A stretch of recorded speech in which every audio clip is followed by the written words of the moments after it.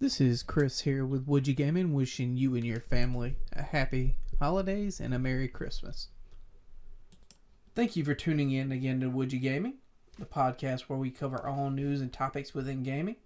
Before we begin, make sure you leave a like, comment if you'd like us to let us know what direction you'd like to see the content go in, and subscribe if you've not already. Today we're going to discuss the backlog, the thing that we all have as a result of all the sales on console storefronts and too many buy two get one free deals. Whether you're working overtime, have a family and kids, or just simply do not have enough hours in the day to play, we all have a backlog of some kind that we mean to get through. Not all backlogs are created equal, with some of us having quite a bit to work through due to not being able to pass on a good deal. I know I'm guilty of this. Anytime I see a good deal on PSN or the eShop and think it's something that I would play in the future and the price is right, I'll usually add it to my library. My library is full of so many games as a result of this. I just can't seem to pass on it if the deal is super low and it's one of those games that I just haven't been able to play or been holding off on. I've just got to do it. So how do we get to this point from where it all started, you might ask? When games first released in arcades, they were shorter experiences which more often than not could be completed in an evening, if you're willing to pony up the quarters needed. These were designed as machines that were meant to separate younger kids and teenagers from their quarters. Even when we moved to the home console market with the Atari as the first notable console and eventually the NES and the much more powerful SNES game that followed, they were shorter experiences. There were no large side quests to complete, no optional bosses, weapons and armor, or collectibles to hunt down. They were very small in scope when compared to some of today's open world games. The games were much shorter and simpler, not requiring you to schedule time off work to play, if it is even playable, looking at you Cyberpunk 2077. Speaking of taking time off work, any of you ever taken time for a game release or DLC? I remember doing so quite a bit back a couple years ago during Destiny 1 when the first couple of DLCs released, Crota's End, and I don't think I took time off for House of Wolves, but I did for Crota's End. I know for a fact I was up at around 3 a.m. running that raid with some friends of mine, so good times. Anyway, in those days I remember renting from Blockbuster and finishing a game before my rental was due back oftentimes, and I challenge you to accomplish this today if you're even able to find anywhere that you can actually rent a game. There is one Blockbuster left in Washington, but aside from that, all you really have is GameFly. And even if you were to use them and rent a smaller indie title such as Hollow Knight, it would probably take you longer than most NES and SNES or N64 games out there. Games these days have optional objectives as a rule instead of the exception, meaning there's much more to do if you want to stay plugged into that ecosystem. They will definitely keep you there and keep you busy. Assassin's Creed seemed to be the one to create this for all of us, and as a result, these games have just gotten larger and larger. But it seems like from the PlayStation base model onward, it seemed like games got longer to me. I mean, Final Fantasy VII itself was the first game that I actually played that had multiple discs, and it seemed to take me several days, if not weeks, to actually complete that. And as the adults, we have a limited amount of time that we can actually play, with the majority of our time being taken for our jobs. We have to ensure that we keep the lights on and that our children and pets have their best life.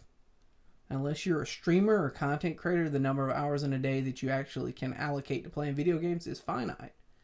Even with those professions of streamers and content creators, they still have other things in their lives. They may have family. And if they're smaller content creators, they may be doing editing themselves. And I'm thankful I'm able to devote a couple hours every evening to playing games, despite working a full-time job, so long as there's nothing that demands my immediate attention. Even with this amount of time, my backlog only keeps to grow due to my spending habits. Some games are put into the backlog due to their sheer difficulty or new games being released, taking attention away from them. Some might be there as a result of waiting on patches. I'm waiting on patches for Cyberpunk 2077 because of the broken state at release. I probably won't be able to play that or attempt to play it until about February when we've got these larger patches. I put Sekiro in my backlog because it was just it was grating on me due to the difficulty. I plan to go back when I can be a bit more patient, but I put it there for the time being. Dark Souls 2, was another one I put there because I just kept getting killed. And I never completed Red Dead Redemption 2 because I refused to let Arthur die without completing the camp. And the moose antlers evade me to this day. I had to complete the camp before I let him die, and I just cannot seem to find that guy. And this is not even to mention games I've not even started due to being busy with others. Then we look at online games and how they contribute to the problem taking up much more of your time and attention. I remember playing Destiny years back, and the raids alone took hours to complete, if we were even able to complete them. There are too many times that we spend an entire evening attempting Crota's Inn or the Vault of Glass and just simply unable to complete it. And that was just a whole evening wasted. Had I applied those days of play to another game like The Witcher 3, I probably could have completed it many times over.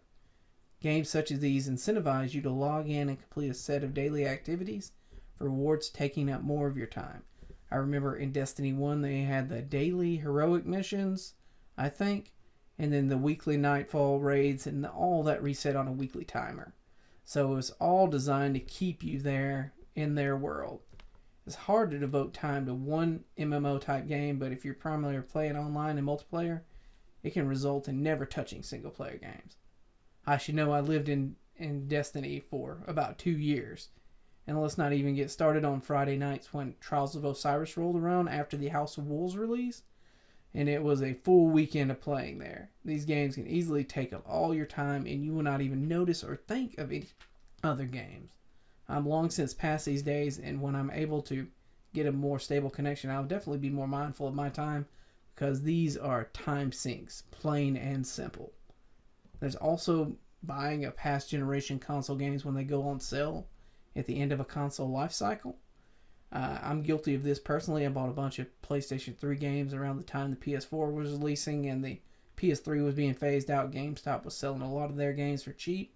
I bought some Wii games like this as well, including the more popular ones like the Zelda games, Twilight Princess and Skyward Sword, and the Mario Galaxy games, only to never complete those. I didn't even play Skyward Sword. I just played a little bit of Twilight Princess and some of the Mario Galaxy games, but I'm never able to complete those. I just didn't have the time.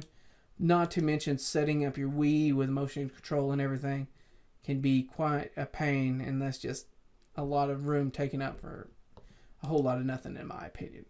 It is not uncommon to wait until a console is on the way out to stock up on games, but how many of these are we ever actually going to play, let alone complete? And at what point do they become a shelf ornament instead of a game? As you can see, it's an incredibly easy to develop a hoarder mentality and just build a library of games that you're never going to touch, becoming more of a collector than a player of these games without ever intending to do so. Unless you make a conscious effort to work through these older titles, set aside the time, and stop purchasing games, it's all but impossible to make a dent in the backlog, especially with the number of games that release on a daily basis. Finding balance to this and spending time with your family and friends is crucial. And it seems at this point that I just need to retire so I can work on playing all the games that I have, but that's not going to happen anytime soon. Let us know what you have in your backlog to work through. Or do you have any tips that might help me work through my backlog here? As always, this has been Chris with Wouldja Gaming. Thank you for tuning in. Leave a like, subscribe, rate the podcast, and let us know what you think. Also, if you have any ideas for upcoming episodes or what we can do on the next one, we're always glad to hear about those, and we will definitely try to make that happen. Thank you.